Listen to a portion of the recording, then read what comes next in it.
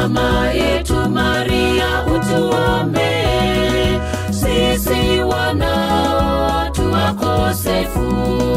Tunakushukuru kwa mwanao. Ave Maria, twakusalimu. Ni mwezi wa Rozari Takatifu na kukaribisha kusikiliza tafakari ya sifa za Bikira Maria katika litania Loreto. Moja ya sala kwa Bikira Maria mbarikiwa ni sala ya litania ya Loreto. Litania ni sala inayoorodhesha sifa kwa Bikira Maria. Litania hii ya Loreto ilithibitishwa na Baba Mtakatifu Sixtus wa tano mnamo mwaka 1586, ingawa sifa hizi zilianza kutolewa na Wakristo tangu miaka mingi nyuma. Sifa za Bikira Maria katika litania ya Loreto zimekuwa zikiongezwa na kanisa kadiri Roho Mtakatifu anavyoliongoza. Na katika mwezi huu wa Rozari tunaangalia baadhi ya sifa hizo na kuzitafakari. Tafakari hii imeandaliwa na kuletwa kwenu na Juvenalis Ngoi na mimi msimulizi wako Eric Maria Mlindima, na kusihi endelea kufuatilia mfululizo wa simulizi hii ya sifa za Bikira Maria katika litania ya Loreto ili upate kuzifahamu zaidi.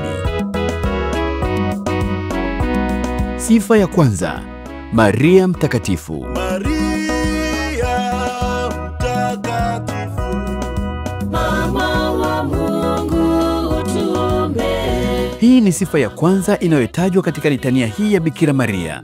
Ni sifa inayomtangaza Maria kuwa ni mtakatifu. Baada ya Mungu hakuna aliye mtakatifu kuliko Maria. Ni Mungu ndiye aliyemchagua na kumpa Maria utakatifu. Alifanya hivyo katika mpango wake wa kumkomboa mwanadamu aliyeanguka katika dhambi. Katika mpango wa ukombozi, Utatu Mtakatifu uliamua kwamba nafsi ya pili ya Mungu atatwaa mwili na kuzaliwa mwanadamu. Bikira Maria alichaguliwa na Mungu kuwa mama wa nafsi ya pili ya Mungu. Mungu aliandaa makazi yake, na ndipo alipomuumba Bikira Maria na kumkinga na kila doa la dhambi ili makao yake yawe matakatifu. Mungu hakuruhusu mama yake awe chini ya Shetani hata kwa nukta moja. Alimkinga na dhambi, akamtakatifuza ili yule ambaye mbingu na dunia hazitoshi kumbeba aweze kubebwa katika tumbo la Bikira Maria. Mungu ndiye asili ya utakatifu wote.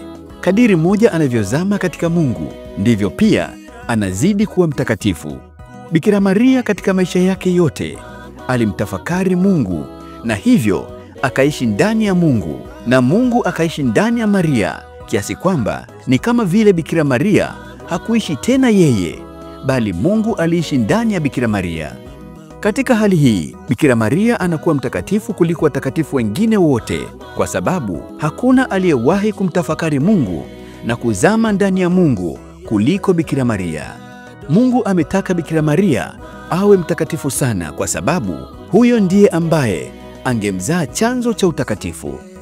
Baada ya mwanadamu kuanguka katika dhambi kwa kudanganywa na Shetani na Shetani kuonekana mshindi, Mungu anaandaa mpango wa kuangamiza dhambi na kumshinda Shetani, na anasema ataumba uadui dhidi ya Shetani. Mungu anasema, nitaweka uadui kati yako wewe na huyu mwanamke, kati ya uzao wako na uzao wake. Huyo atakuponda kichwa, nawe utamuuma kisigino cha mguu wake. Mwanzo sura ya 3 aya ya 15. Kinyume cha Eva wa kwanza aliyemvuta Adamu wa kwanza katika dhambi, tunampata Eva mpya anayemvuta Adamu wa pili, yaani Yesu Kristo, kuangamiza dhambi. Maria aliye mtakatifu anamvuta aliye asili ya utakatifu duniani. Katika mapambano dhidi ya nyoka, anahitajika aliye kinyume cha dhambi ili kuishinda dhambi. Maria anaandaliwa na Mungu ili uzao wake uangamize dhambi. Maria ni mtakatifu kwa sababu Mungu anamweka katika mpango maalum wa ukombozi, hivyo anamkinga na kila doa. Maria Mtakatifu, Mama wa Mungu, utuombee. Ndugu msikilizaji, bila ya shaka umeifahamu sifa ya kwanza ya Bikira Maria katika litania ya Loreto. Endelea kufuatilia mfululizo wa tafakari hii ya simulizi ya sifa za Bikira Maria katika litania ya Loreto, iliyoandaliwa na kuletwa kwenu na Juvenalis Ngoi na mimi msimulizi wako Eric Maria Mlindima, Usikose kusikiliza sifa zinazofuata. Sisi wanao tu wakosefu, tunakushukuru kwa mwanao. Ave Maria, tukusali